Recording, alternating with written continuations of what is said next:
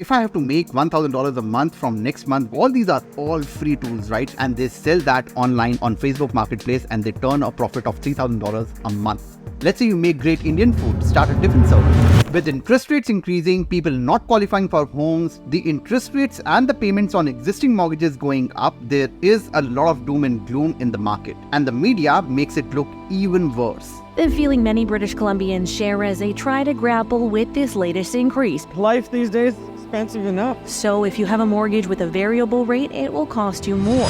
However, what people are not talking about and concentrating is that there are opportunities to make an additional $1,000 to cover for those additional expenses. Yes, it will require a lot of work, and yes, this video is not for everyone. But in today's video, we'll talk about how to make an additional $1,000 a month. How can we change the narrative and make a better future for us? So let's get started.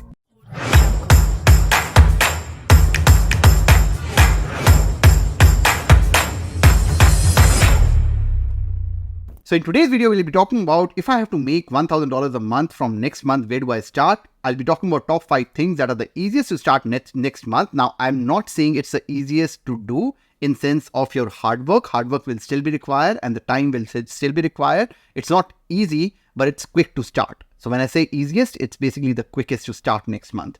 Then where do we find customers? So we need, if you have a service, we have to, have paying customers. So we'll talk about where to find customers, and then we'll be talking about tools to get you started. First, let's talk about where do we start, and there are 4 steps to this. Step number 1 is setting a small money goal. The problem is that we set goals which are way too big, and therefore we procrastinate in order to achieve that big goal. We have to make a budget, and we need to understand our shortfall and then work towards that small goal and then build that into a bigger one. Step number 2 is identifying your strengths. You can't just go into the market and try to make $1,000. You have to first identify your strengths, identify your fig jam. I'll talk about what fig jam is, and we need to understand what's unique to you that can make you more money. Step number 3 is identifying how to monetize that strength. Not all strengths can be monetized in the same way. Some require a lot of time, some require a lot of effort, or some require a lot of money.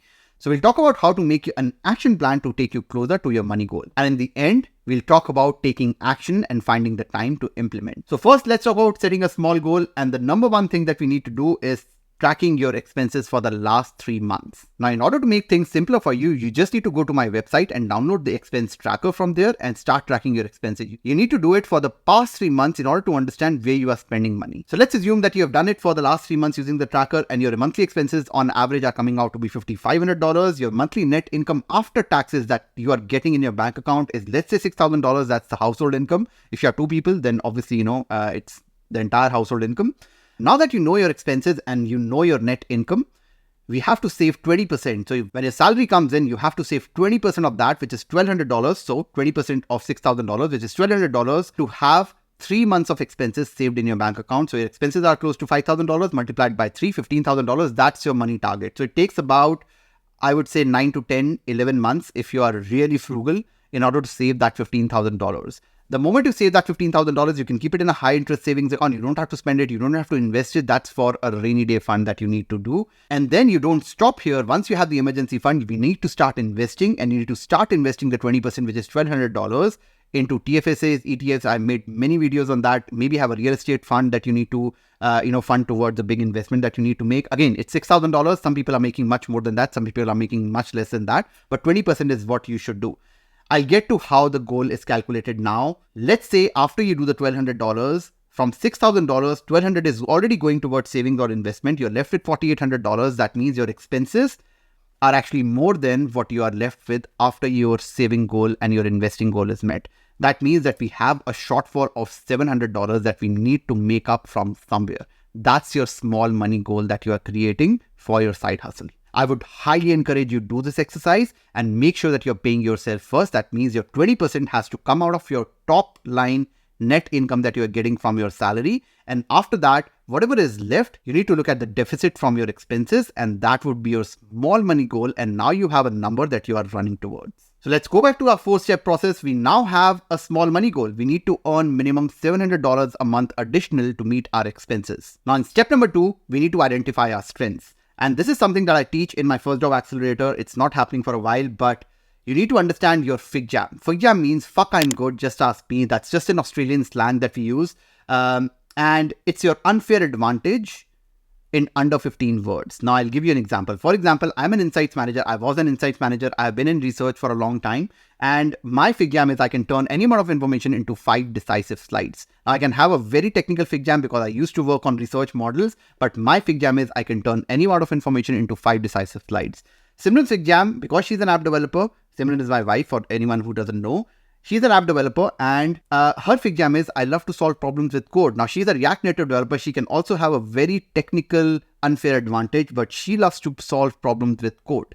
And that's her fig jam. Now, if you look at these trends, let's look at mine. I can turn any amount of information into 5 decisive slides. That doesn't just apply to slides. That applies to these videos where I compress a lot of information into 10, 20-minute videos. It applies to my mortgage business where I compress a lot of home buying information. There's a lot of crap information, out there, myths out there. And I just compress all that for my clients in a 10-minute call or a 40-minute call or a 45-minute call. So it's about compressing information into small bit sizes, which is easy to understand. The question is, how do we get here? And I have a 3-step process for that. The first step is list all your strengths. You don't have to use your brain. You don't have to use anything. You just need a pen and a paper and you write down everything that comes to mind that should be your strength or that is your strength. For example, for me, it's discipline, it's team player, it's sales, making presentations, analytical, market research, quick decisions, love data, data visualization, and just writing anything that comes to mind. You don't have to think. That's the important thing. You just need to write everything that comes to mind. And then in the next step, what you do, let's say you have 20 things here. Then the next steps, what you do is you actually analyze every single word. You keep the best ones. For example, if I say discipline, I don't think I'm disciplined. That's not my top 5, top 10 strength. MS Office, leadership, trainer, organized, quick decisions. These are all strengths that I have, but I would not say these are my top 5 or top 7 strengths. So I just cross out. Now I'm analyzing everything. In the first step, I was just writing everything. But in this step, I'm analyzing everything and I'm keeping only the best ones. Let's say I have 9 left here. And if it's not less than 10, you need to do this exercise again so that you are under 10. In the third and the last step, what you do is you identify what's unique to you. For example, if I'm a market researcher, I have to be good at market research. Otherwise, I don't have a job. I have to be able to understand consumer needs properly because then I don't have a job. I have to be analytical. I have to be good with data visualization, stakeholder management, people management. That's not something that makes me unique. If you are into data analytics, if you are an app developer, if you are into marketing, and if you have a strength which is digital marketing, that's not enough. What in digital marketing is making you unique? That's what is important to identify. So I identified making presentations crisp to the point and data storytelling as my 3 strengths from where I started with 20. Now I have 3 strengths which are unique to me. And that's where I get my fig jam. I can turn any amount of information into 5 decisive slides. Now I'm not saying that you will get this in one go. You'll not get this in a week, probably in a month either, but you need to do this exercise in order to identify your strengths. You'll feel a lot more confident and then you will be one step closer to monetizing your strength in making more money. So now we are done with 2 steps. The first one, I need to earn minimum $700 a month. So I have a small money goal. And then I identified my strength, which is I can turn any amount of information into 5 decisive slides. Now I move on to the third one, which is identifying how to monetize. How do I make money out of this? And I need to make an action plan. So that's my strength, and it could be very different for you. I can turn any amount of information into 5 decisive slides, so I can teach market research in a college. That's the easiest one, right? I apply for jobs in colleges, in market research institutes, people who have courses. I just teach part-time in a college. The second way I can monetize is I can do one-to-one paid coaching calls. And that's something that I actually did when I was starting out. I was charging, I think it was $15 or $20 for a 20-minute call. That's $1 per minute. And that was enough for me to make about $400, $500 a month additional. And on these calls, I was teaching people how to get jobs, how to settle themselves in Canada, how to navigate through life. There was a lot of information around Canada that I was trying to compress on my YouTube channel, as well as on my coaching calls that I was doing one-to-one. Because of my strength of compressing all this information into small bit size, I can start a YouTube channel. Now, this is not something that you will monetize the next day. It takes a lot of time. I think I remember we got our first $500 check after 7 months of making videos. We made over 50 videos. But everything that I have today is because I created a YouTube channel. So it's a good long-term strategy, but not probably something that you would want to do short-term in order to meet your money goals. And the fourth thing, and that's something that I've never shared, but I did pick up freelance research projects. There are so many companies who are looking for freelancers. There are so many startups who are looking for good researchers in order to research about competition, about market, about consumers. And that's what I did in my initial months when I was not getting a job. I actually picked some gigs, and one gig actually paid me $1,000 for, I think it was like 10, 12 hours of work. They paid me $1,000 for that. That actually translates to about $100 an hour of work. And I was doing that by reaching out to startup founders on LinkedIn. I think I made about $5,000 doing this in the first 4 months of coming to Canada. Now, I know these are specific to me, but you'll have to create your own strengths and come up with your own ideas of how to monetize this. And let me tell you this, FigJam is not just about your profession. It can be about your personal life as well. For example, let's say you bake amazing cakes and you can bake for other people and charge them money. Let's say you make great Indian food, start a tiffin service. Let's say you make mobile apps, pick a contract job. You can take amazing photos and have good knowledge of camera, charge $100 an hour for events. You make amazing reels for yourselves, charge $50 per reel to realtors and business owners for editing their reels. And if you have six-pack abs, become a personal trainer. These are all ideas that are outside of your work in most cases. You just need to think out of the box and identify strengths that you have in your normal life as well, and not just look at your work life and 9 to 5 in order to come up with your FigJam. It's really important to have a solutions-driven mindset, and if you open your mind to more opportunities within you, you will always get a solution of making more money. Now, I always meet two types of people. One is the kind of person who will say, it's too expensive, I can't save anything, Canada sucks. And the second kind of person is my kind of person who will say, how can I make $700 to reach my savings target?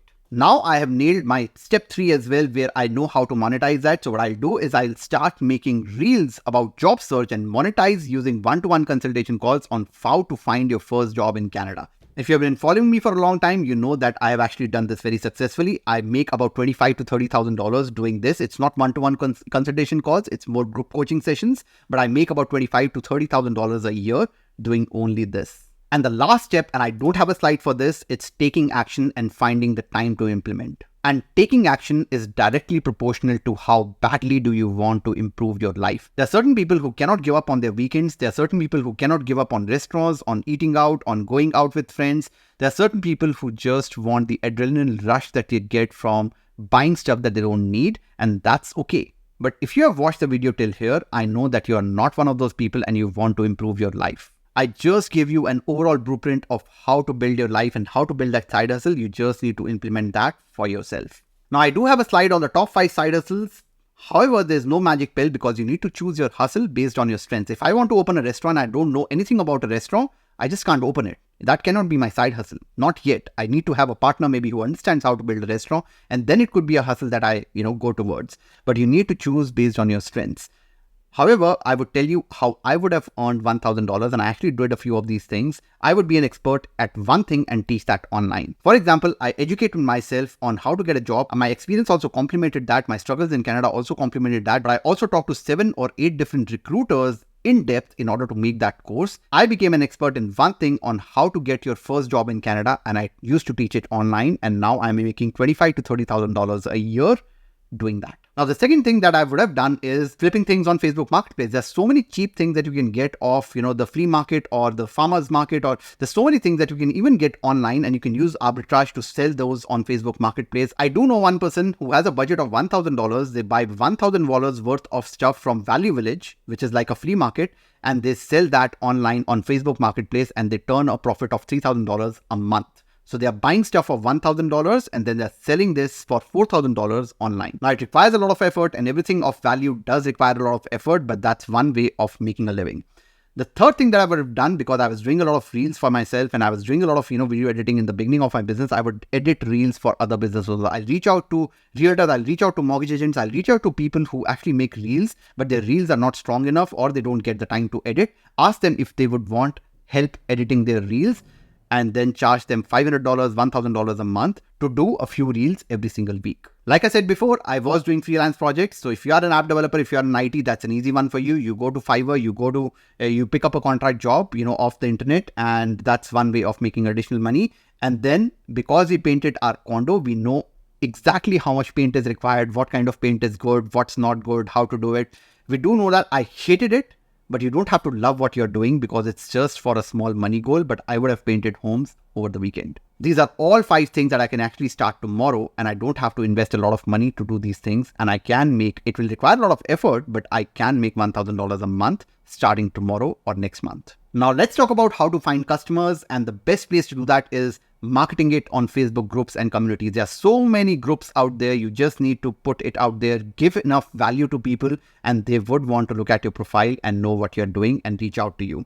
Build your own audience on social media. That's a slow way of doing it. But right now, Reels, TikTok, there are so many platforms where you can get reach immediately and you can build your own audience on social media. Or you can partner with mini influencers for paid reach. That's another way of marketing your services. It's a more expensive way, but sure, it's a way to do it. You can also go to networking events related to your hustle. If you are a painter, go to painting events and see if you can get anyone. For example, I had an online course for jobs. Now, I was doing it through my audience. If I did not have my audience, I would go to job fairs and see if I can market my course in those job fairs to people who are there to find jobs. That's the thing. You don't always have to have your own audience. Sure, it'll be amazing if you have that, but you can always find an audience in other places. You just need to think out of the box. And finally, and that's the holy grail of what I've done in the past, you need organic traffic. And the best way of doing that is to build something of value, build some downloadable content. Just like in the beginning, I said that you need to download my expense tracker. I'm actually giving you something of value. You need to go to my website. You need to download that in exchange from an email. Now, I don't spam and you should not either. However, that's one way of building a database of people you can market to repeatedly. Sorry, I said that it was the last one, but it's not. You can actually host free workshops as well. I see a lot of success with people who don't have a lot of social media following. They're free, they have something to share of value. They do free workshops. People join that and then people buy from you. And that's one way of building traffic and building your database. Now, one last thing before I close this video, there are certain tools that will help you get started. Buying a domain name, I bought it from GoDaddy. I always do that. And that's one place where you can buy a domain name. If you want to build a website, Wix is an amazing platform where you can actually plug and play whatever you need. You don't need to be a coder. You don't need any, any web designing skills. You just need some creativity and you just need to know what you want to put on the website and you can build a website using Wix. That's what I've done in all my websites. Simran has not built any of my websites. I have done it myself and I'm not from that background. Yes, I'm an engineer, but I've never done that in my life. For research and content creation, you can use Canva, you can use ChatGPT. All these are all free tools, right? You don't need to pay a lot of money to get started. These are all free tools available for research and content creation. And for payment collection, I use Stripe. Obviously, this video doesn't cover everything. However, hopefully you were able to draw some value and you got some direction in how to first find your strength and then monetize it. If you like this video, do give it a thumbs up. And if you have not subscribed to the channel, do subscribe to the channel. And if you think that there's anyone in your life, in your circle, who could benefit from this video, do share it with them, because the more you share, the bigger the channel gets and more people can be helped. That's all I have for today. मिलते हैं अगली video में, तब तक के लिए bye bye.